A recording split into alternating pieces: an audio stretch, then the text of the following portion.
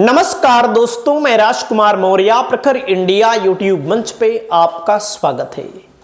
बहुत बड़ी खबर आ चुकी है उत्तर प्रदेश से। उत्तर प्रदेश के मिल्कीपुर विधानसभा सीट पर उपचुनाव हो रहा है। 5 फरवरी को वोटिंग होगी, 8 फरवरी को नतीजे आएंगे। मिल्कीपुर विधानसभा सीट पर सीधा मुकाबला हो रहा है समाजवादी पार्टी और भारतीय जनता पार्टी का।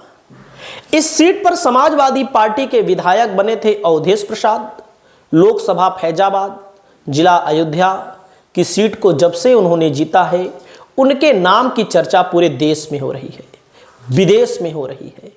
क्योंकि फैजाबाद की लोकसभा सीट के अंतर्गत आने वाली अयोध्या विधानसभा सीट हो या अयोध्या जिला हो, वहां पर राम मंदिर की प्राण प्रतिष्ठा 22 जनवरी 2024 को आपने देखा होगा की गई थी, लोकसभा के चुनाव को मद्देनजर रखते हुए, जिसका निर्माण कार्य मंदिर का अभी तक पूरा नहीं हुआ है। 1 साल होने वाले हैं, लेकिन बीजेपी ने उस मंदिर को लेकर के, भगवान श्री राम के मंदिर को लेकर के पूरे देश में अपना माहौल बनाने की कोशिश की, लेकिन उत्तर प्रदेश की उसी सीट पर भारतीय जनता पार्टी चुनाव हार गई है। अब मिल्कीपुर में उपचुनाव है।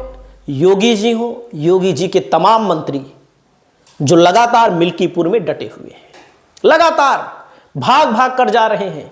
मंत्री हो, उप मुख्यमंत्री हो या मुख्यमंत्री हो, सब पूरा प्रचार कर रहे हैं। लेकिन मिल्कीपुर सीट पर अब सभी की निगाहें टिक चुकी हैं बहन कुमारी मायावती पर। क्यों? बहुजन समाज पार्टी की राष्ट्रीय अध्यक्ष हैं। वर्तमान समय में बहुजन समाज पार्टी का उत्तर प्रदेश में केवल एक विधायक है। लेकिन क्या एक विधायक है तो बसपा की ताकत नहीं है। बसपा के वोटों की ताकत आज भी है, चाहे 10% हो, चाहे 9% हो, चाहे 12% हो, चाहे 18% हो, चाहे 20% हो। तो मिल्कीपुर की सीट को लेकर के भारतीय जनता पार्टी जहां एक और जोर लगा रही है, वहीं पर अखिलेश यादव ने समीकरण साधना यहां पर शुरू कर दिया है। क्योंकि बहुजन समाज पार्टी से समाजवादी पार्टी के पुराने रिश्ते रहे हैं। पुराने रिश्ते कब रहे हैं? 2019 में सपा और बसपा ने चुनाव लड़ा साथ में। हालांकि बसपा के 10 सांसद जीते, समाजवादी पार्टी के 5 सांसद जीते। उसके बाद समाजवादी पार्टी और बसपा का गठबंधन टूट गया। लेकिन समाजवादी पार्टी की तरफ से कोई ऐसी बात नहीं बोली गई डायरेक्ट बहन कुमारी मायावती को लेकर कि जिससे उनके दिल पर चोट पहुंचे, उनके समर्थकों पर चोट पहुंचे। मतलब इस तरह की बातें नहीं की गई। तो बसपा अब यहां पर चुनाव जब नहीं लड़ रही है, तो मैं आपको बताना चाहता हूं, देख सकते हैं सपा में बदले जाएंगे कई जिला अध्यक्ष। मिल्कीपुर में किसी प्रत्याशी के गुपचुप समर्थन कर सकती है बीएसपी। तो जैसे बसपा चुनाव नहीं लड़ रही है, तो क्या बसपा के वोटर, बसपा को चाहने वाले वोट ही नहीं देंगे? वोट तो भैया देंगे। वो चाहे भाजपा को दे, चाहे समाजवादी पार्टी को दे, या आजाद समाज पार्टी को दे, या निर्दलीय को दे, किसी ना किसी को तो वोट देंगे। तो बसपा के जो वहां के कोर ग्रुप हैं, वहां की विधानसभा के अंदर के नेता हैं, वहां पर समाजवादी पार्टी ने अपना संपर्क साधना शुरू कर दिया है। क्यों का? क्योंकि जब बसपा 1989 में लड़ी तो 5.3% वोट मिला। जब 91 में लड़ी तो 11.8, 93 में लड़ी तो 14.5, 96 में लड़ी विधानसभा है 19%, 2002 में 10.7, 2007 में समाजवादी पार्टी यहां पर चुनाव हारी है। बसपा यहां 40.9% वोट प्राप्त करके चुनाव जीती है। 2012 में 22.6%, 2022 में 6.7%, 2017 में 23%। तो कुल मिलाकर के अगर आप एक एवरेज निकालेंगे तो लगभग 20%, 22% वोट यहां पर बहुजन समाज पार्टी का आज भी है। तो अब समाजवादी पार्टी ने यहां के लोकल नेताओं के संपर्क साधना शुरू कर दिया है। लोकल नेता कौन है? विधानसभा स्तर के ज्यादातर सपा बसपा के नेता वही हैं जो कभी बसपा में थे, सपा में आ गए, सपा में है, बसपा में फलाना।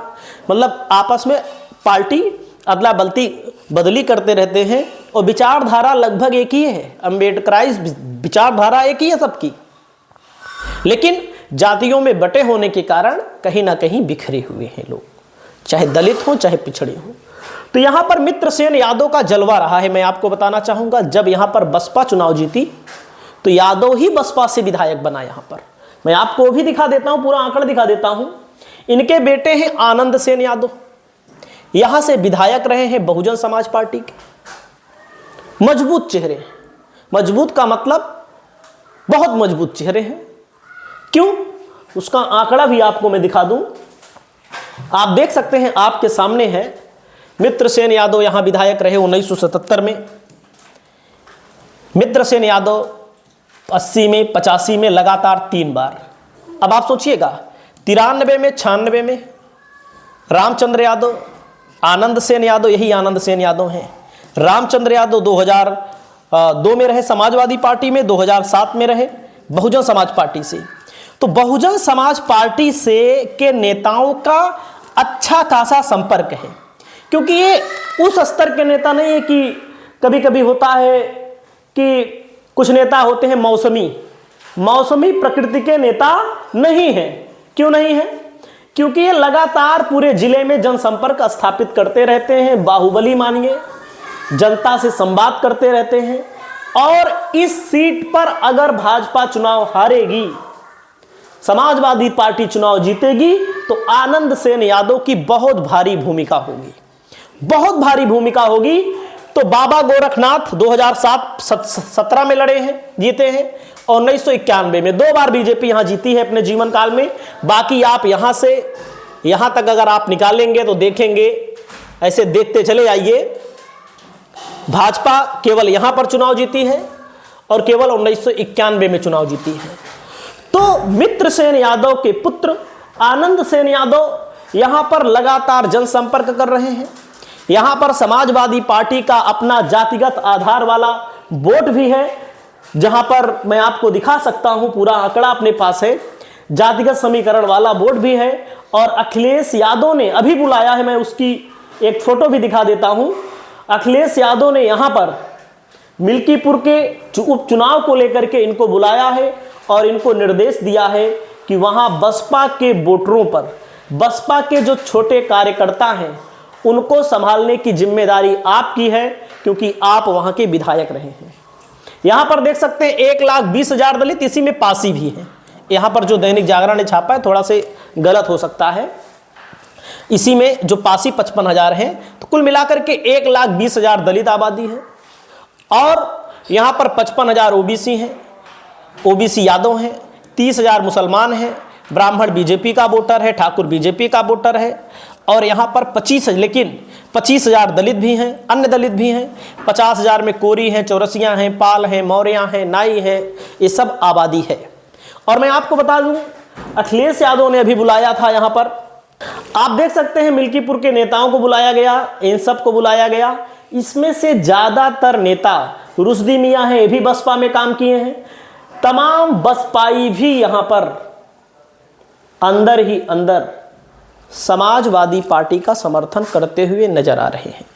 हालांकि मायावती की तरफ से, बीएसपी सुप्रीमो की तरफ से कोई औपचारिक ऐलान नहीं हुआ है, लेकिन बसपा के वोटर जिस प्रकार इंडिया गठबंधन को लोकसभा में वोट दिए थे, हालांकि बसपा तब भी लड़ी थी, अब भी देने वाले हैं। क्योंकि संविधान की बात जो हुई थी खत्म करने की, इसी जिले से हुई थी, इसी अयोध्या से हुई थी, इसी स्थान से हुई थी।